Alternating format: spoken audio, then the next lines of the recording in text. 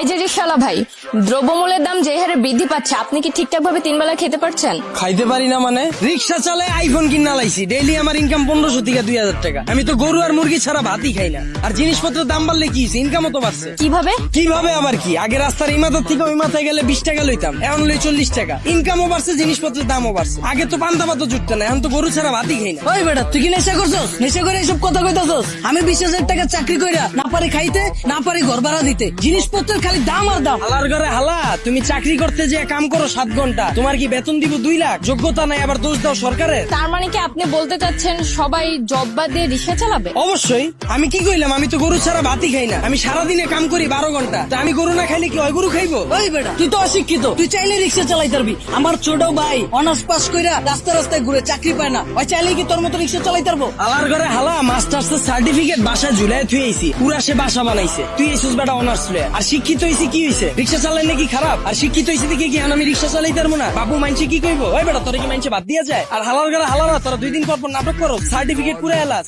Honours masters pass করছো টাল্টিবেল্টি করে, চাকরি পাবি কইতে? যারা পাওয়ার হেরা পায়, এরা নিজেরা ওইভাবে তৈরি করে। তোরা 10 লাখ বেকার ঘুরো স্কিল লিগা, সরকারের দোষ দেয় স্কিল লিগা। তোরা যখন বুঝছস যে তগরে দিয়া পড়ালে হইব না, করতে গেছিস কে জোর করে? ও বুঝছি, সার্টিফিকেটের লেগা না? বিয়ার সময় যেন কইতে পারো যে আমি গ্রাজুয়েট, আমি ইঞ্জিনিয়ার, আমি শিক্ষিত। বন্ডামি বাদ দিয়া তোর বাইরে রিক্সা লয়ে বেরিতে। তার মানে আপনি কি বলতে চাচ্ছেন, আপনি নিজেও অনার্স মাস্টার্স কমপ্লিট করছেন, কিন্তু নিজেকে ওইভাবে তৈরি করতে পারেননি, যার কারণে আপনার জব হয়নি? হ্যাঁ অবশ্যই, মিছা কথা কমুকে। আমি নিজের ওইভাবে তৈরি করিনি, আমি জবও পাইনি, আমি রিক্সা চালাই না শুরু করছি। আর এই যে 10 লাখ বেকার ঘুরতেছে, একটাও কি বুকে হাত দিয়ে কইতে পারবো নিজে সর্বোচ্চ চেষ্টা করছে? আর এই যে 10 লাখ বেকার ঘুরতেছে, একটা বুকে হাত দিয়ে কইতে পারবো নিজে করে ওইভাবে তৈরি করছে, নিজে করে সর্বোচ্চ চেষ্টাটা করছে, তাও চাকরি পায় নাই? সারা রাত খেলছে কার্ড, সারাদিন গার্লফ্রেন্ডের সময় দিছে, ওরা চাকরি পাইবো কইতে? যারা পাওয়ার হেরা পায়। আর গ্রাজুয়েশন কমপ্লিট করছিস ভালো কথা, বইয়ের রিস্কে ব্যবসা কর, উদ্যোক্তা হ, ঝুঁকি ল, হাজার মানুষের লেগে রাস্তা খোল, এসব বন্ডামি বাদ দে। কিন্তু বাংলাদেশের মতো এরকম গরিব দেশে দ্রব্যমূল্যের দাম বাড়াটা কি স্বাভাবিক? ভাই খারাপ, এই দেশ গরিব দেশ কেটা কইছে আপনাদের? এই দেশে 150,000 কোটি টাকার সিগারেটই বিক্রি হয়, বিশ্বের ভিতরে 5 নাম্বার বিড়িখোর বাংলাদেশ। এই দেশে মানুষ 20 কোটি, স্মার্টফোন চালায় 23 কোটি, বাইক চলে 30 লাখ, প্রাইভেট কার চলে 50 লাখ। এই দেশ আবার গরিব হয় কেমনে? ওই বেটা, যারা গরিব ওরা গরিবই আছে, আর যারা বড় লোক ওরা বড় লোকই হইতাছে। এমনি দেশ চললে সবাই তো না খেয়ে মরবো। হালার ঘরে হালা, 1974 সালের পর থেকে এখন পর্যন্ত কেউ না খায় মরছে? তুই তো নিজের বুকে হাত দিয়ে কইতে পারবি এখন পর্যন্ত কোনো এক বেলা না খায় রইছস? হালার ঘরে হালা, 3 বেলা তো ভাত খাসি, লগে আবার বিকালের নাস্তাও মারা। আর যে কস জিনিসপত্রের খালি দাম বাড়তাছে, খামু কেমনে? জিনিসপত্রের দাম বাড়লে খাস কে, কিনস কে?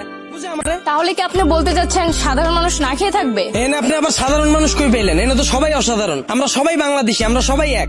একটা জিনিসের যদি দাম বাড়ে, আমরা যদি এটা খাওয়া বা ব্যবহার করা বন্ধ করে দিই, দেখি ব্যবসায়ীরা কার কাছে বেচে। যখনই আমরা খবর পাই কালকে থেকে পেঁয়াজের কেজি 20 টাকা বেড়ে যাবো, ওই দিনে যাই আমরা দোকানে ভিড় করে লাই। তো দোকানদাররা তো আমরা বুঝেই দিতাছি, পেঁয়াজের কেজি 20 টাকা হোক আর 2 লাখ টাকা হোক, আমরা কিনা খামুই। যেটা মার্কেটে চাহিদা বেশি থাকবে ওটার দাম তো বাড়বেই। আমরা যদি সিদ্ধান্ত লই আমরা খামু না, ব্যবসায়ীরা বেচবো কার কাছে? আর পৃথিবীর যখন জন্ম হয়েছিল তখন কি এত খাওয়ান দাওয়া ছিল? তখন কি এত বার্গার ছিল, পিজা ছিল? তখন কি মুরগির কালাবুনা ছিল? কে মানুষ শাক পাতা খায় বাচ্চা রইছে না? আর সরকারের দোষ দিয়া লাভ কি? আমরা জনগণ নিজেরাই তো চুতিয়া। একটা জিনিসের দাম বাড়লে আমরা ফ্রিজ ভরা শুরু করে দিই, ফ্রিজ ভরা বন্ধ করলে এমনি সবকিছু ঠিক হয়েছে।